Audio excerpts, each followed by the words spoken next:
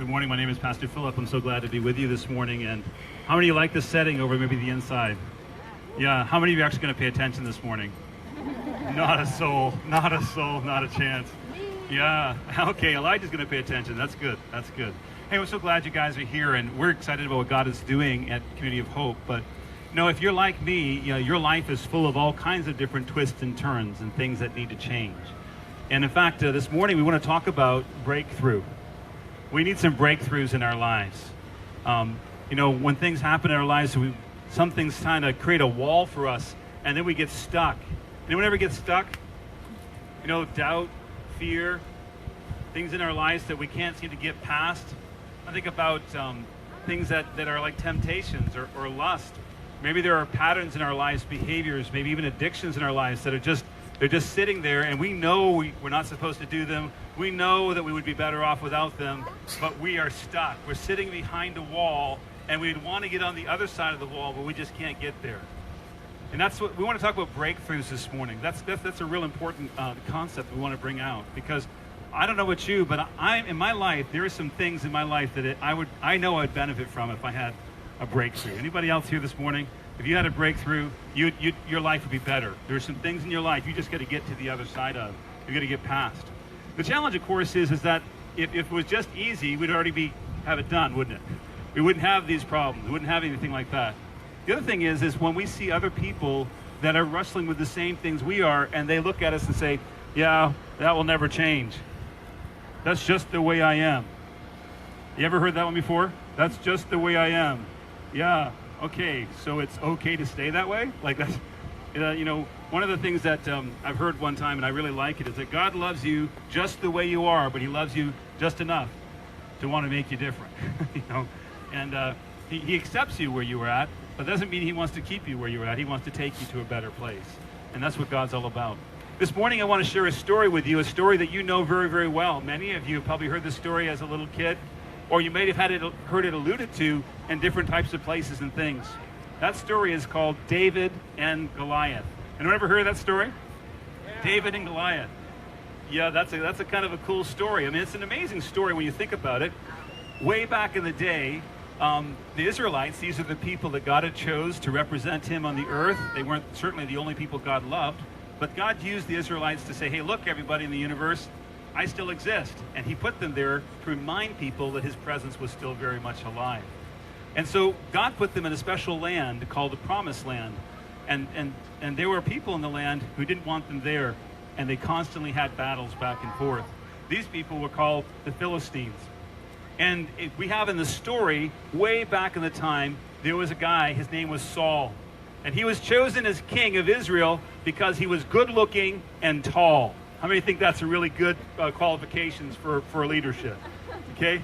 Now I know a lot of girls would receive that if good-looking, tall, and wealthy could be husband material. I understand that's true, but this is now leadership material. Saul was now the leader of the nation of Israel, and they were sitting on a battleground. There was a big battle. There was a valley between them, and there was on one side of the hill were the Philistines and their armies, and on the other side of the hill were the Israelites and their armies, and there was no movement.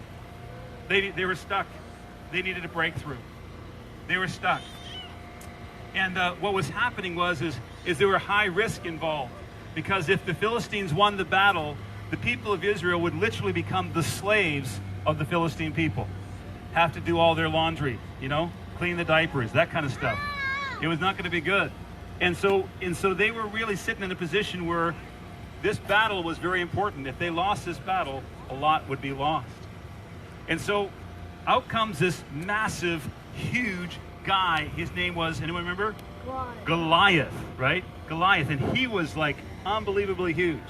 The Bible describes him as a huge giant, and he was so strong and so big that just his armor alone, his breastplate that he had on, this chainmail was over 125 pounds. He had a spear with a spear head. The tip of the spear was 17 pounds. Now, I don't know about you, but everyone ever go bowling?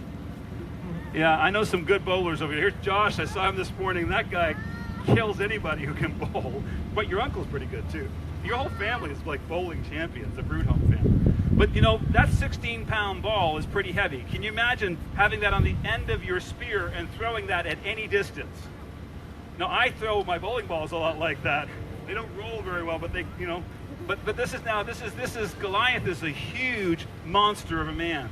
He's massive, and he's got this great armor, and he's got these great weaponry, and he comes out on the battle line and he yells at the Israelites, "You bunch of wimps!" And they kind of were, because they were scared of this guy. He said, "Let's settle this. I don't believe in your God. I don't believe in what you're doing. And my gods are better than your gods, and we're going to take you over. In fact, when we win this battle, you're going to become our slaves." I mean, I think that's really encouraging. Yeah. And he says, "Let's just settle this. Let's not have a battle where all of our men get killed. Just one of you come and fight me." You know, okay, this massive, massive man with this great amount of armor is like saying, "Come fight me." How many of you think there was a lot of volunteers in the Israelite camp going, "That's me. I want to do it, man. I'll take him. I'll take him. It's me. I got him"? No. They were afraid out of their mind. They were scared out of their mind. And I think about that. I think about the fact that there are things in our lives that we want to break through. There is lust. Maybe some of you have struggled with lust your whole life and you haven't been able to get to the other side of that. Maybe there are temptations in your life. For me, it's chocolate for sure. But maybe there's greater temptations in your life. Depression, worry. You know, how many of us have sat there and really basically taken ourselves out of the game because we're wasting a lot of time and energy worrying about something that we can't change by worrying? Anyone ever know anybody like that? Of course, it wouldn't be you, but you might know someone like that. And that's a great big wall. And much like Goliath, he stands up and he starts to say, "I'm going to take over you. I'm going to make you my slave." And in truth, if we're honest about it, there are things in our lives that have already made us a slave. Can we agree with that? Already made us a slave. We're already stuck. We're already kind of in a place where we can't go any further. We got to break through. And this is important. So we find Goliath. He's up there, standing out there, mocking the Israelites, telling them how he's more powerful than they are. And if just one guy would come and fight him. Now, who was the biggest and the tallest guy in Israel? Saul. How many think he stepped right up and said, "I'll take this guy on"? How many of you know he sissied out? Okay? Now you know that. Okay. All right. That's really important. I want to read a couple verses to you that are found in that passage. You actually have the whole text. If you get bored with me, you can read it right there in front of you. It said in verse 4 that a champion named Goliath, who was from Gath, came out of the Philistine camp. And it said, "If he was able to fight and kill me," Goliath says, "we will become your subjects. But if I overcome him and kill him, you will become our subjects and serve us." Then he goes on to say, on hearing this, verse 11, the Philistines' words, Saul and all the Israelites, this is now in verse 11, Saul and all the Israelites were dismayed and terrified. You know, when you have something in your life that you can't seem to get past, every time you hear its voice, it seems to suck the ever-living life out of you. You know what I'm saying? Some of you know what I'm talking about. In fact, I think all of you do. There's something that holds us back, and we get to a place where it just, I can't go there. And it sucks the ever-living life out of us. And so here it was. This Philistine was out there, and he was terrifying them. But it was worse than that. Because it says in verse 16 that for 40 days, the Philistine came forward every morning and evening and took his stand. So here you go. You got these battlegrounds. You got these guys standing on this side at their camps waiting out this war. And you got these guys over here waiting out this war. This great big massive of a man comes down on the valley. He screams out, "You dogs, come fight me," right? He says, "You guys can't take me. Give me one soldier who's willing to come and fight me. If he takes me out, then we'll become servants of yours. But if I win, you become my slave." And so he did this for 40 days and 40 nights. Morning and evening. Morning and evening. How many of you think by about day 20 you might be a little discouraged? Day 30, you're kind of like, we're done. Like, we're done. And I think that the heart and the soul and the idea of hope was ripped out of the people of Israel. Well, all of a sudden comes this little shepherd boy. Anyone know what his name might be? David. Yeah, all of a sudden David comes along. David was told by his dad, hey, David, your older brothers are hanging out at the battle scene. They're fighting this great battle. They're really courageous soldiers. They're over there fighting a battle for Israel. You need to go give them some food. And when David shows up, what do you think he saw? Courageous men fighting a battle? How many think he saw a bunch of cowering guys up on a hill afraid of a big man on the side of the other hill? And that's what they saw. And David's like, what the stink is going on around here? David's like, what are you talking about? And all of a sudden, Goliath comes out, hey, anybody want to come fight me? If you fight me and you win, all of this battle will be done, but if you lose, you'll become servants of mine. And David's looking at the guy going, why is no one fighting him? Why is there no one going to break through? Where is everybody? Why are you all sitting here in your camp wondering what's going on? And the guys are like, hey, you don't understand, man. That guy's huge. Do you see the size of his armor? Do you see the size of his spear? This guy's a trained killer. He's been fighting for years. He knows what he's doing. Don't go fight him. What are you talking about? And so all the army is afraid. But then Saul, the king, who wasn't willing to fight him, said, anybody who wants to fight this guy, if you win, I'll give you my daughter. How's that? Guys, anyone interested in marriage? You're looking for a girl? Here you go. Go fight Goliath, and you can get yourself a great wedding partner. There you go, the king's daughter. That's a pretty good deal. Anyone taking on the bait? Anyone jumping on it? No one was going for it. And David's like, don't you guys realize? Look what he says here in the Bible. You look at your verses there, right there, you'll find it. He said in verse 23, verse 32, it says, David said to Saul, let no one lose heart on the account of this Philistine. Your servant will go and fight him. So here comes David, this little shepherd boy, the youngest of his family, and everyone is afraid. And David says, nah, don't you be afraid. Don't you be afraid. Our church is called Community of Hope. What that means is we're not a bunch of people who have it all figured out, or a bunch of people who have solved all the world's problems, but we're a bunch of people who believe in the God who will help us. And because of that, we have hope. We're not better. We need God. And because God does exist, and because he does love us, we know we have hope. And we decide to follow him and move towards him because we know going his way is going to be a lot better than the way that I'm currently stuck, this wall that I'm sitting behind. I'm going to need God to break through. And what David recognizes was that man, that Goliath, was someone who represented not God, but the enemy. David recognized that Goliath was the one who was terrorizing these people, and God wanted it to be different.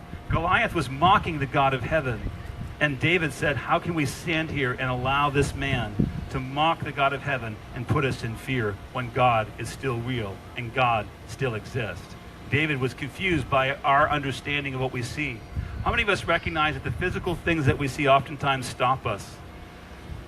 But God is bigger than all those things, and David saw that. David had hope. So it is that sometimes we have hope too. We see the things in our life that need to change. Maybe we have a sense where we have indecision and doubt.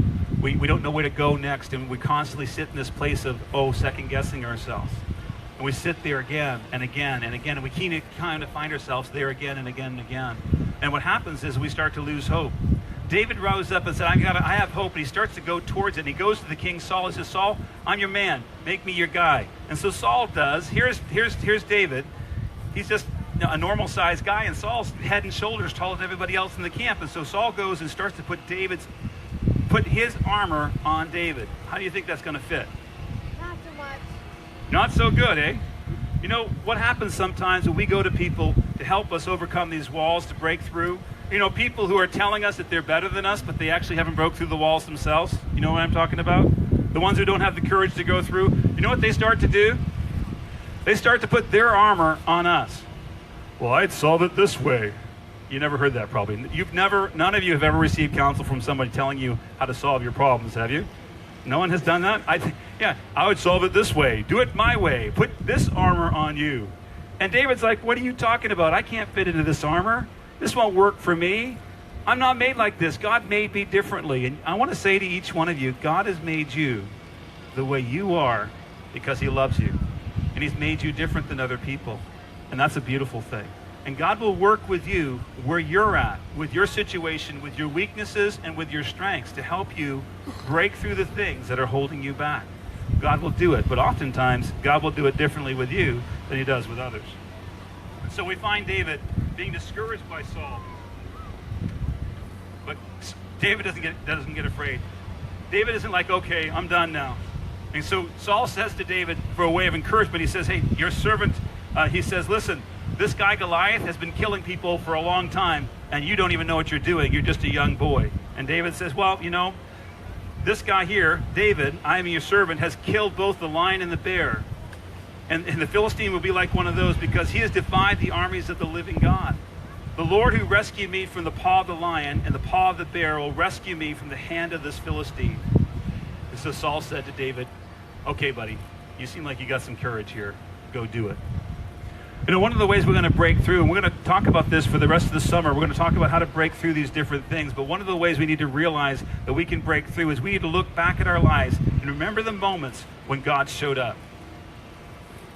I think for every one of you, those who believe in God and those who don't believe in God, you have a God story. You have a moment when you know God showed up and he rescued you. He helped you through something. He met you there. And you know it. Part of why you're here this morning is because you're thinking about who God is, and you're saying, I really do want to follow him, but I've got some questions in my heart, and I think that's fantastic. But you know, you've got to, in order to find hope, in order to find courage, you've got to go back and remember the moments that God did show up in your life. You got to bring them back into account, and that's what David did. David didn't know how he was going to really take out Goliath. He recognized Goliath was bigger than he was. He knew that Goliath was stronger than he was. But what did he remember? David remembered when God helped him kill the bear, kill the lion. My friend, part of breaking through is remembering the times that God helped you and those moments when you needed him, and he's been there. Well, David said to the Philistine, you come against me with the sword, and this is down in verse 45, you come against me with sword and spear and javelin, but I come against you in the name of the Lord Almighty, the God of the armies of Israel, whom you have defied. This day the Lord will deliver you into my hands. Can you imagine this little guy? He's got a sling, okay, and he's got a staff. That's all he's got. He doesn't got armor. He doesn't have, like, you know, whatever. He's got a sling and a staff, and he's going, this day, big Goliath dude, this day, you're going to know it. You're going to feel my wrath, buddy. You need to know that the God of heaven is bigger than you are. And Goliath is like looking at him. He says, what is this that you're coming at me like a little dog? Is this a little boy? You couldn't even send a man to come fight me? So Goliath starts to mock David. And how many of you know the rest of this story? What does David do? David runs down and he picks up 5 smooth stones. And he puts them in his bag. And then he starts to run towards the Goliath as he puts a stone in his sling. And he starts swinging his sling around like this. And he swings it, and all of a sudden he throws his sling. Now, you don't think about a sling like maybe the ones you make in your backyard, okay? These are actually weapons. A sling is a weapon. And that weapon can actually go almost 400 miles an hour for almost 1,500 feet. So don't think about a sling as this little toy, okay? This is a weapon. And David actually knew how to use that weapon. And when he threw that rock, it hit Goliath right where he was not protected, right in the center of his head. And he dropped dead onto the ground. And David rushed over to him, picked up Goliath's massive sword, and he cut Goliath's head off.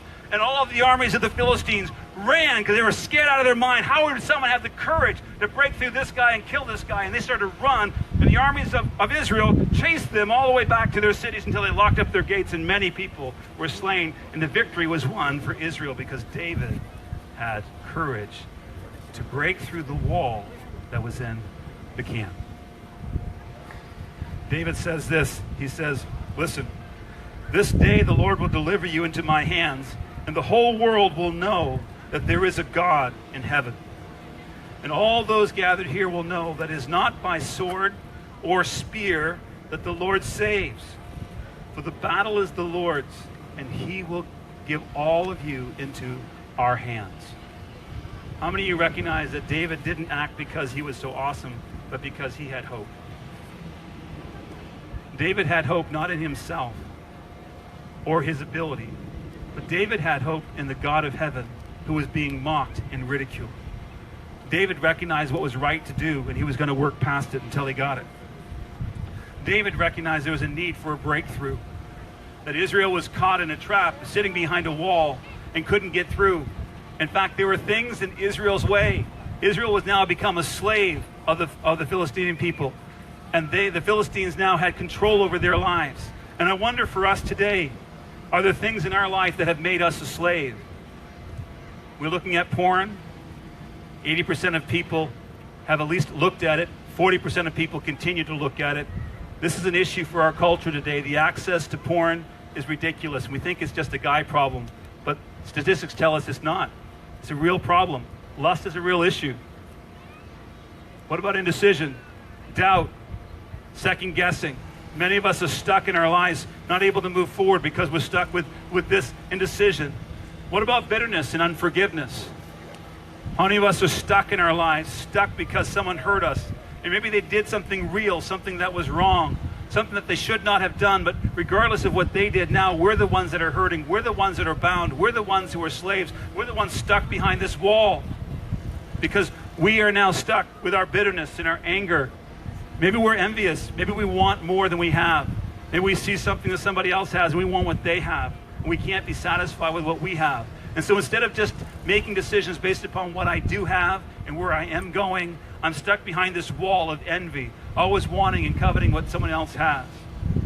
How many of us recognize these walls are real? And how many of us recognize these things we need to break through? This morning, we're starting a series for this rest of the summer at Community of Hope Church. And we want to talk about breaking through these walls. And so this morning, I just want this illustration to really resonate into our hearts, into our minds, that the God of heaven is big enough and he's great enough to overcome anything that we have. And we're going to be slaves to something, my friend. Bob Dylan wrote a song. You're going to serve somebody, right? And so the truth is, we can either serve ourselves or serve these things, worry, temptation, envy, bitterness, or we can get a breakthrough. And this morning I'm praying that God would be giving us courage like David, to not look at Goliath and be afraid, but we would be willing to trust God and tackle it. So, because I don't have a wireless mic, we're going to do it this way. We're hoping, how many of you guys ready for a breakthrough? Anyone? Yeah. Whoa. Yankees. All right. We are ready for a breakthrough. Father in heaven, we need you. If we could have overcome these things, we would have done it already. But we can't do this on our own. Lord, but we don't want to live behind this wall anymore. We don't want it to control our lives anymore. We don't want to be slaves to it anymore, Father. We want freedom. We want a breakthrough. And Lord, today I just pray you would encourage each person who's come today. Encourage them. Help them to know that there is hope. Help them to know that you, God of heaven, just like David long ago, when he trusted you to overcome Goliath, you gave him courage and strength, and he had victory. And Lord, we too can have victory over our indecision, our doubt, our lust, our temptation, the things that bind us, unforgiveness. God, you can give us these breakthroughs if we trust you. Lord, give us that hope today. Lord, thank you for an opportunity to witness a baptism and to celebrate some time together. Help us, Lord, to enjoy all of the environments that we have.